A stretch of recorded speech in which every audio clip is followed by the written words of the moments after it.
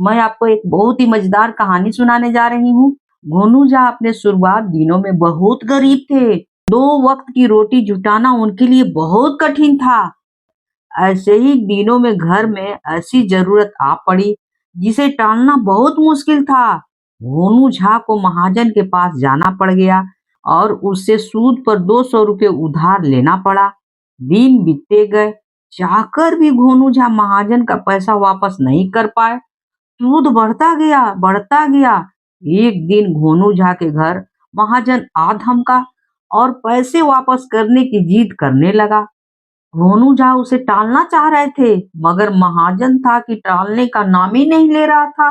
गोनू झा से महाजन ने ठेठ लहजे में कहा, पंडित जी, सब्र की भी कोई सीमा होती है। अब सूद मूल मिलकर 400 रुपये हो गए हैं। बिना पैसे लिए तो मैं यहाँ से जाने वाला नहीं हूँ। गोनू झा परेशान हो गए। अंत में उन्होंने कहा, मुझे एक चिट्ठी लिख लेने दो, फिर सूद मूल की बात करना। गोनू झा ने एक कागज पर चिट्ठी लिखी, चिट्ठी को मोड़कर धोती के फेटे में लपेट लिया और फिर महाजन से बोले, सेठ जी, आप नहीं मान रहे हैं ना, तो लीजिए, मैं अब अपनी जान ही समाप्त करने वाला हूँ। मैंने यह चिट्ठी महाजन के नाम लिखी है, जिसमें मैंने साफ साफ लिख दिया है कि मैंने महाजन से सूद पर 200 रुपये लिए थे। महाजन का कहना है कि सूद समेत 400 रुपये हो गए हैं और मेरे पास पैसे तो है नहीं देने के लिए। इसलिए मैं अपनी फजीहत कराने से अच्छा मर जाना समझकर फांसी लगा रहा हूँ। हाँ, सोच लेना, तुम भी फंसोगे और पुलिस तुम्ही को पकड़ कर ले जाएगी और जेल में रखेगी कितने दिन के लिए, समझ लेना। गोनू झा ने एक धोती समेटी और उसका फंदा बनाकर बनेरी में बांधने लगे। महाजन के हाथ के मानो तोते उड़ गए, जैसे उसे काट मार गया। जब गोनू झा ने धोती का फंदा अपने गले में लगाया तो महाजन को होश आया और उसने गोनू झा के पांव पकड़ लिया तथा वह गिड़गिड़ाने लगा, नहीं गोनू झा, नहीं, आप ऐसा काम नहीं करें। ब्राह्मण हत्या का पाप मुझ पर लगेगा।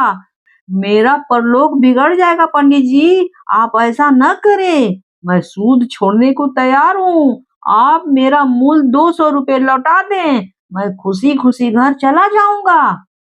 लेकिन गोनू झा नहीं माने। उन्होंने कहा, मैं 200 रुपये कहाँ से दूं? मेरे पास एक ढेला पैसा भी नहीं है। ऐसी जिंदगी से तो तंग आ गया हूँ। मेरे लिए मर जाना ही बेहतर है, समझे? महाजन यह सोचकर डर गया कि गोनू झा की चिट्ठी से उस पर उसे आत्महत्या की प्रेरित करने का आरोप लगने लगेगा और वह पंडित का कोप का भाजन बन जाएगा। डर से महाजन के प्राण सूखने लगे। शरीर से ठंडा पसीना रिस रहा था। उसने गोनू झा से कहा, पंडित जी, 2 दिन बाद ही मेरे बेटे का विवाह है, इसलिए पैसे की जरूरत है, वरना मैं आपके दरवाजे पर कदम ही नहीं रखता। चलिए, मैं मूल से भी 100 रुपया कम कर देता हूँ, छोड़ देता हूँ। मुझे बाकी पैसे दे दीजिए, मैं वापस चला जाऊंगा। गोनू झा ने अपने गले से फंदा हटाया, चौकी से नीचे उतरे। बहुत शांत स्वर में उन्होंने महाजन से कहा, ठीक है, ठीक है, आपसे मैंने 200 रुपये उधार लिए थे, उसमें से आपने 100 रुपये छोड़ दिए हैं। अब आपको मुझसे 100 रुपये लेने हैं। परसों आपके बेटे की शादी है, मैं पंडित हूँ, यह शादी मैं करा दूंगा। 51 रुपये शादी कराने के, 21 रुपये तिलक के, 21 रुपये नवग्रह शांति के लिए तथा 21 रुपये गांठ बांधने के, यानी कुल 114 रुपये बनते हैं। अब आप यह मान ले कि आपने मुझे पंडिताई के लिए 100 रुपये पेशगी दे दी है। विवाह संपन्न हो जाने के बाद आप मुझे 14 रुपये दे दीजिएगा। अब आप जाइए, विवाह की तैयारी कीजिए, हमारा आपका हिसाब किताब बराबर हो चुका है।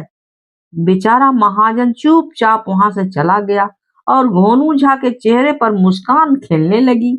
अगर कहानी अच्छी लगी हो तो please like, share and subscribe तो कर ही दीजिएगा, भूलिएगा बिल्कुल ही नहीं।